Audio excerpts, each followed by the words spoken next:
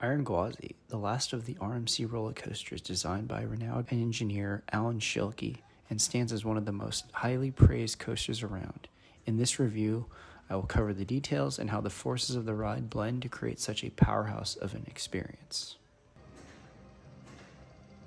The train slowly departs the station into a left-hand turn and small curved, unbanked drop that offers an odd jolt of laterals for those in the back row before catching the chain at the base of the lift.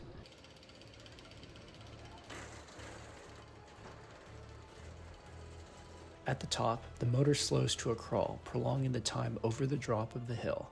In the front row, it creates a solid moment of vertigo staring down the 91-degree angled drop, almost to the effect of a B&M dive coaster. The drop itself offers nearly 3 seconds of fantastic air that transitions into ejector. One of the best drops on any coaster as the profiling creates an intense free-falling sensation close in power to the other RMCs like New Texas Giant and Outlaw Run, and for a much longer duration. The bottom of the drop passes over a great head chopper while subjecting high amounts of positive force. Then the train rapidly gains elevation as it enters one of the wildest elements of the ride, a massive overbank airtime hill that sustains an impressive 2 seconds of ejector airtime. The hill has phenomenal profiling because the airtime can be felt all the way through until you descend back down into the next powerful pullout at roughly 3 Gs. Ignoring the incredibly high rate of speed the train is traveling over this element, the airtime still feels like it lasts longer than even the large hills on a B&M hypercoaster. The next heavy valley of high positive Gs has the train diving under another head chopper before then proceeding into a curving ascent that follows into the 360-degree barrel roll down drop.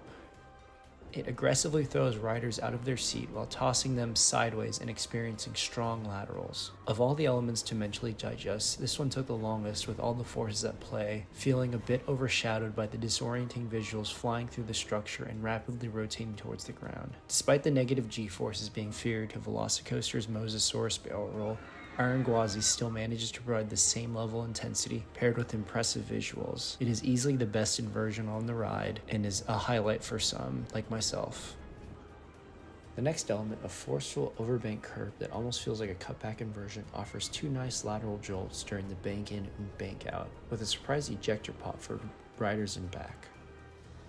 Without much in terms of sustained airtime, it may be the most forgettable element on the ride, even though the positives do remain bounded between 2 and 3 Gs throughout. It also includes rapid pacing that gives it a massive edge over comparable elements like the 4th hill found on New Texas Giant.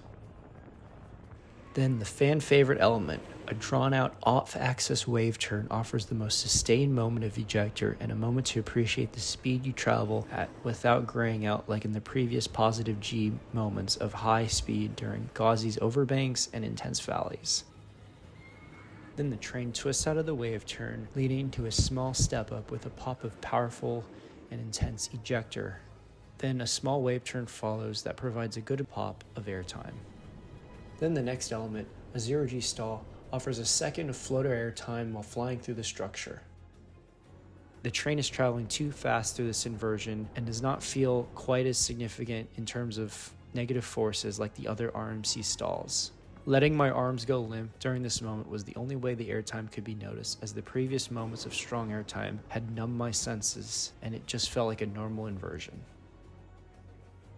This final section of Iron Gwazi feels like it offers the most aggressive airtime on the ride, beginning with another steep step-up element with a powerful ejector pop before turning right into the double Camelback hills.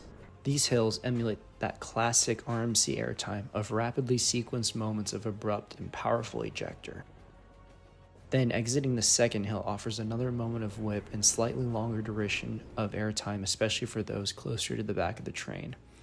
After another forceful right-hand turn, the following hill gives riders about a second of strong airtime while dropping the train close to the ground level through a sharp left-hand turn that then unbanks into the service brakes, concluding the gravity section of Iron Gwazi.